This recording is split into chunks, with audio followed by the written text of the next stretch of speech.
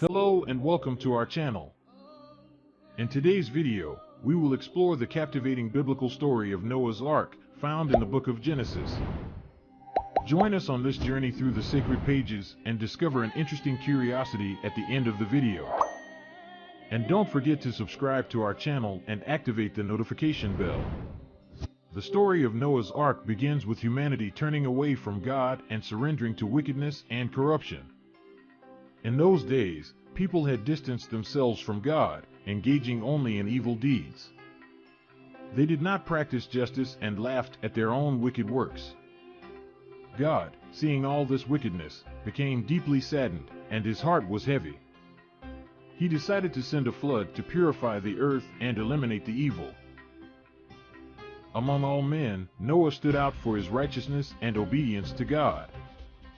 Noah was the firstborn son of Lamech and the grandson of Methuselah. When Noah reached the age of 500, he fathered Shem, Ham, and Japheth. Because of his righteousness, God chose Noah to be the only man to receive the message of the impending flood. God instructed him to build an ark to save his family and the animals. Then God said to Noah, "The end of all flesh has come before me, because the earth is filled with violence through them, and behold, I will destroy them with the earth. Make yourself an ark of gopher wood, make rooms in the ark, and cover it inside and outside with pitch. But I will establish my covenant with you. You shall go into the ark, you, your sons, your wife, and your sons' wives with you. And of every living thing of all flesh you shall bring 2 of every kind into the ark, to keep them alive with you. They shall be male and female. Of the birds after their kind, of animals after their kind, and of every creeping thing of the earth after its kind, 2 of every kind will come to you to keep them alive. Take with you of all food that is eaten, and you shall gather it to yourself, and it shall be food for you and for them." Noah followed God's instructions meticulously and began building the ark.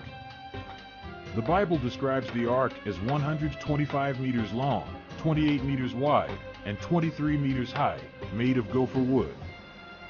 Noah also had to cover the ark with pitch inside and outside, making it waterproof. The ark had 3 stories and compartments for the animals, Noah's family, and provisions. Many days passed, and Noah continued with the help of his family to build the ark. Many men mocked him, laughing and saying he was crazy because they did not believe that God would actually destroy the world with a flood.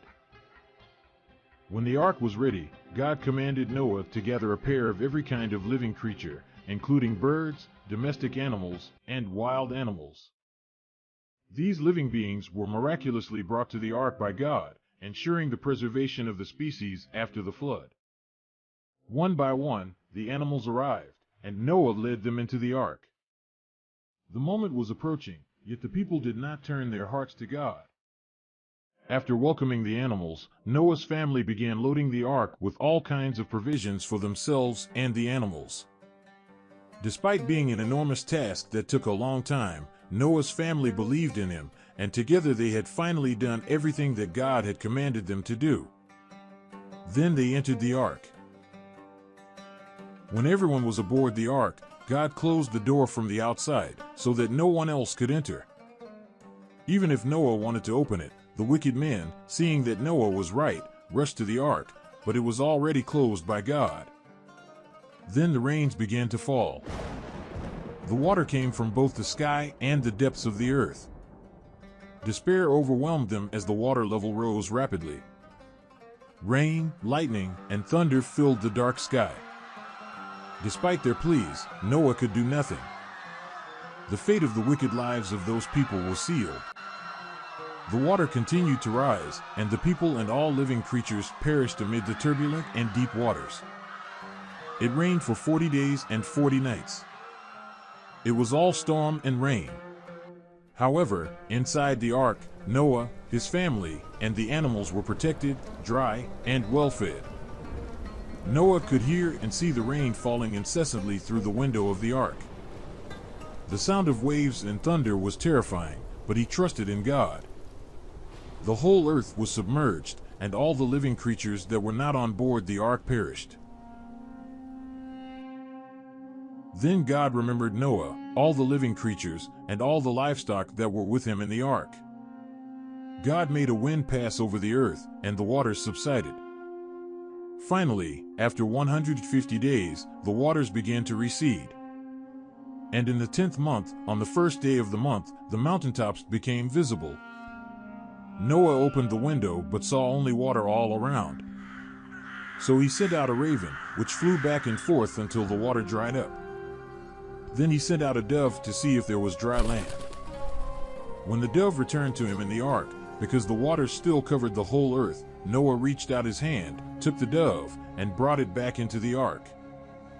He waited another 7 days and sent out the dove again.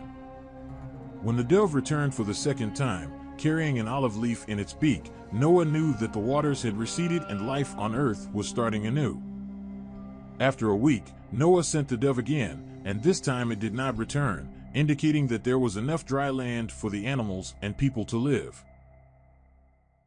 Finally, God commanded Noah, his family, and all the animals to leave the ark. Noah built an altar and offered sacrifices to God in gratitude for their salvation. God, pleased with Noah's gesture, promised never to send another flood to destroy the earth and all living creatures. As a symbol of this promise, God placed a rainbow in the sky, reminding humanity of the divine covenant. The story of Noah's Ark is a powerful lesson about faith, obedience, and hope. Through Noah's experience, we learn the importance of trusting in God, even when faced with seemingly insurmountable difficulties and challenges. And as promised, here's an interesting fact. Did you know that the biblical account of Noah's Ark shares similarities with the story of Utnapishtim in the Epic of Gilgamesh, an ancient Mesopotamian epic poem? This similarity suggests that the flood and ark story may have roots in older oral traditions shared among different cultures. And thus, we come to the end of our journey through the story of Noah's Ark. We hope you enjoyed it and learned something new. If you liked the video, don't forget to leave a like and share it with your friends. And of course, subscribe to our channel and activate the notification bell so you won't miss our upcoming videos. Until next time.